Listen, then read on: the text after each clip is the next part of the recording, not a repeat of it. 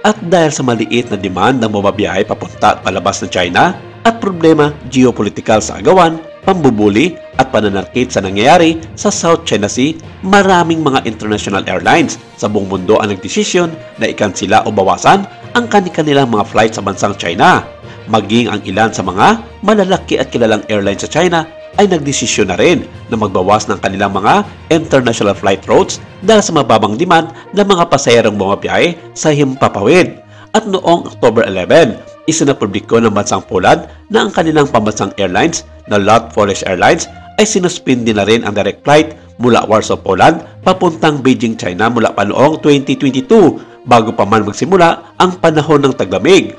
Ang spokesperson nito na si Krzysztof Mokrowski ipinaliwanag sa publiko na bumaba ang kanilang ticket sales papunta at pabalik ng Beijing na naging sanhi ng pagkalugi sa airlines ng halos 10 million zloty o may katumbas ng halos $2 million. Pero bago pa nito, ikinansila na ng LOT Polish Airlines ang biyaheng Beijing pagkatapos pumutok ang COVID-19 pandemic sa buong mundo at bumalik lamang ito isang taon matapos ang pag-atake ng nakamamatay na virus. Ang LOT Polish Airlines ay ikalimang European Airlines na nagsuspende ng kanilang mga flight sa Beijing sa kasalukuyan. Ang isa sa pinakauling flight ng LOT Polish Airlines sa Beijing ay nangyari nito lamang nakaraang October 25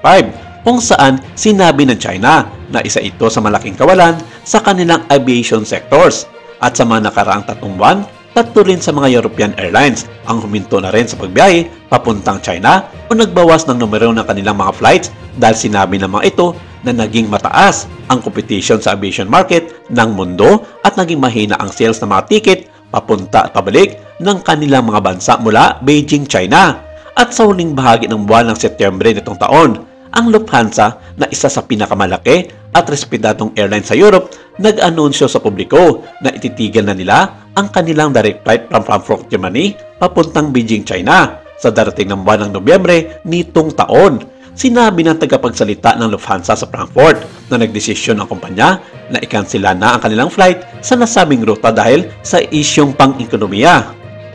Pero sinabi nito na magpapatuloy ang kanilang direct at daily flight mula Munich, Germany papuntang Beijing at gagamitin ang kanilang bagong-bago na Airbus A350 plane na isa sa pinakamodernong sasakyang pangipapawid sa kasalukuyan. Sa kabilang banda, nauna na ring inanunsyo ng British Airways ng United Kingdom noong August ng taong ding ito na ititigil na rin nila ang kanilang direct flight mula London papuntang Beijing nitong huling bahagi ng Oktubre. Ipinahayag nito na tatagal ang nasabing flight suspension ng 1 taon at depende ito sa sales ng kanilang mga tickets sa nasabing ruta papunta at pabalik ng Beijing, China. Sa kabila nito, nagpapatuloy pa rin ang biyahe ng nasabing London-based airlines sa kanilang direct flight sa Shanghai, China at inobserbahan pa ng kumpanya kung ititigil na rin nila ang pagbibigay serbisyo sa nasabing ruta hanggang sa susunod na 3 buwan kung magpapatuloy itong malulugi dahil sa mababang demand ng mga pasahero.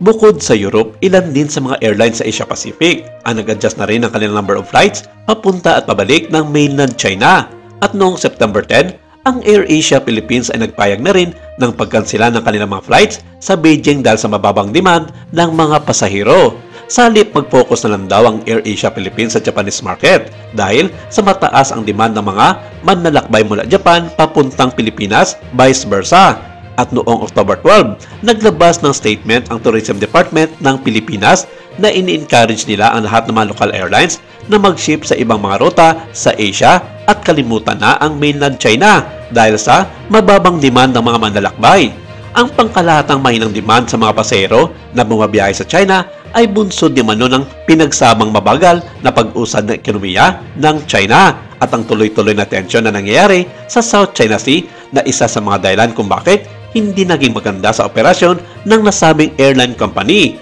Maraming salamat. Ito lang muna ang ating update for today.